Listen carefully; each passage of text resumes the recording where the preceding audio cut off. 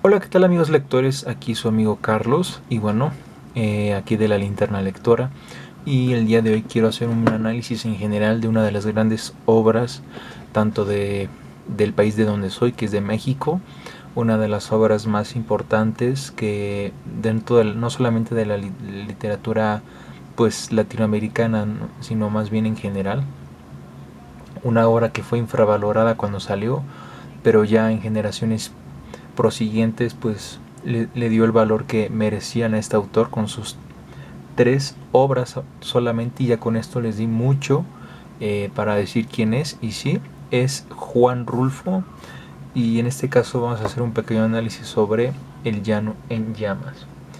Y bueno, la verdad es que El Llano en Llamas es una de las obras fundamentales de la literatura mexicana y también pues del realismo mágico, sobre todo en el realismo mágico rural, ya que pues bueno, me atrevo a decir que el universo de Rulfo retrata con cierta crudeza y a la vez con poesía la vida de los campesinos, la violencia revolucionaria y la desolación de un México olvidado. Dentro del contexto histórico es que pues, está dentro de la Revolución Mexicana y la Guerra Cristera. Muchos cuentos reflejan las secuelas de estos conflictos: pueblos abandonados, hombres convertidos en bandidos, el hombre, familias destruidas como nos han dado la tierra, y una fe religiosa pues desgarrada, ¿no? Como por ejemplo en los cuentos de el cuento de Anacleto Morones, ¿no? El campo como también es como ese espacio de opresión, ¿no? Porque Rulfo muestra cómo la tierra, lejos de ser un símbolo de vida, es árida y hostil. Por ejemplo, en el cuento de la lluvina, que es que somos muy pobres también, dentro de ese cuento también representa esa árida y hostil vida, ¿no? El llano no es la libertad, sino más bien un infierno en polvo y soledad.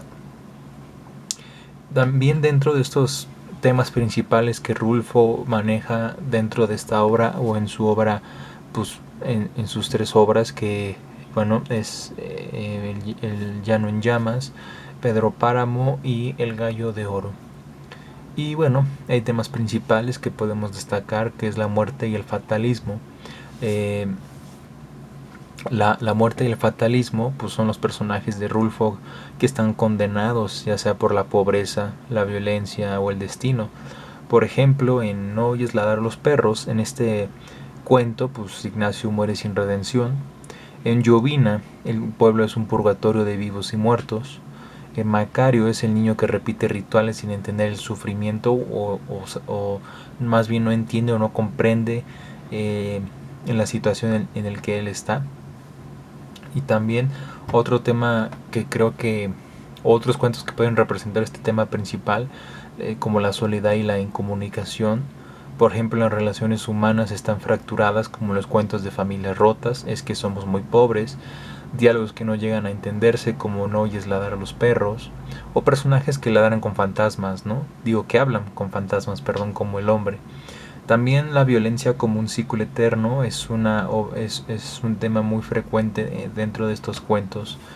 Por ejemplo, la revolución no trajo justicia, solo más sangre.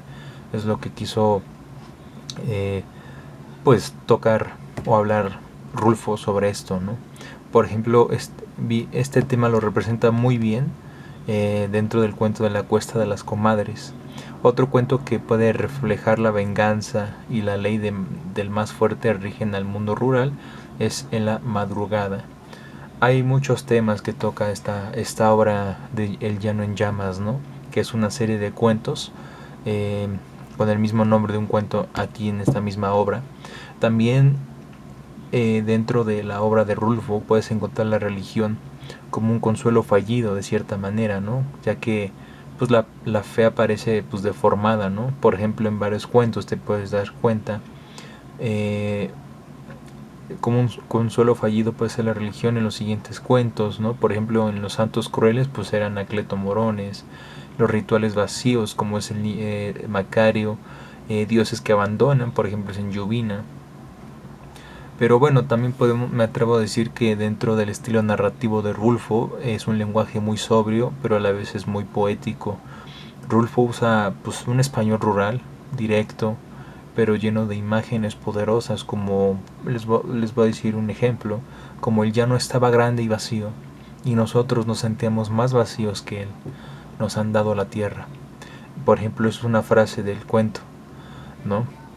Voces narrativas únicas como monólogos interiores, narradores ambiguos, vivos o muertos, eso no lo sabes, ¿no? También diálogos que revelan más de lo que dicen. También algo que me siento que este autor eh, eh, inspiró mucho al autor Guillermo Arriaga, ¿no? Por ejemplo, es algo muy común en sus historias, ¿no? Por ejemplo, en El Salvaje, Extrañas o etc. Y es que usan eh, el recurso del tiempo no lineal, ¿no? Por ejemplo, los recuerdos y los muertos que se mezclan con el presente y pues también pues crean una atmósfera de pesadilla, ¿no? Por ejemplo, en La Lluvina, que es el ejemplo más ahorita que se me viene a la memoria. Dentro, aunque hay muchos simbolismos, ¿no? En cada obra que yo puedo, por ejemplo, bueno, que yo tomé o vi o me percaté, ¿no? Dentro hay símbolos recurrentes, por ejemplo, el símbolo del llano es la desolación, el abandono, el infierno, ¿no? También lo que es el llano, pues aquí hablan muy bien sobre nos han dado la tierra y en Lubina, perdón, no Lluvina, Lubina es lo, ahorita recordé cómo era, no era Lluvina, era Lubina. Pero por ejemplo también en la noche, que es la muerte y la incertidumbre, ¿no? Por ejemplo, no oyes ladrar a los perros, o por ejemplo también en el cuento de Macario, ¿no? El agua también me di cuenta que es la esperanza perdida y a la vez pues la corrupción, ¿no? Lo podemos poner entre paréntesis, ¿no? Por ejemplo, en este ejemplo lo encontré en el cuento de es que somos muy pobres y por ejemplo es la vaca ahogada. También otro símbolo que pude encontrar dentro de tantas, bueno, de todos los cuentos es que son los perros, ¿no? Que reflejan como esos presagios, la alerta, la soledad. Hay dos ejemplos en estos dos cuentos que sirven como ejemplo, que son No oyes ladrar los perros y El hombre. Y bueno, también lo que me di cuenta es que El llano en llamas tiene una cierta conexión con Pedro Páramo, porque El llano en llamas es un precedente esencial para la novela de Pedro Páramo. Ambos comparten pueblos fantasmas como Kobala o Lubina, personajes pues, atrapados entre la vida y la muerte, y también pues, es una crítica muy constante de la revolución mexicana traicionada, ¿no? También puedo decir que dentro del logo, legado y la vigencia de Rulfo, es que Rulfo pues, logró capturar la esencia trágica del México rural, pero sus temas son universales, porque reflejan la lucha con un destino adverso, la soledad del ser humano, la violencia como enfermedad social, y es que por eso el Llano en Llamas sigue pues, leyéndose hoy en día, no como un retrato del pasado, sino como algo que refleja mucho la realidad en la que estamos hoy en día, ¿no? En muchos lugares que persisten sobre esto, sobre lo que está pasando hoy en día. Es una obra atemporal y sobre todo podemos decir que a veces me pasa, bueno, en la situación por ejemplo que vive mi país, digo, aún estamos en el llano, ¿no? Todavía México es un llano en otros lugares, ¿no? Pero bueno, dentro de una conclusión que yo puedo dar dentro de esta obra es que, bueno, en lo personal puedo decir que de mis cuentos favoritos, que a mí más me marcaron en lo personal, todos son grandiosos, todos son excepcionales, pero la verdad me gustaron mucho el cuento de Macario y No oyes ladrar los perros, eh, ya que me conectó con el corazón de Rulfo. Por ejemplo, historias donde la humanidad brilla pues, en medio de la desgracia, o en otros cuentos como en Luina, que es el pueblo maldito, o es que somos muy pobres, por ejemplo, la fatalidad infantil, exploran una similidad o una similitud de crudeza con mucha maestría.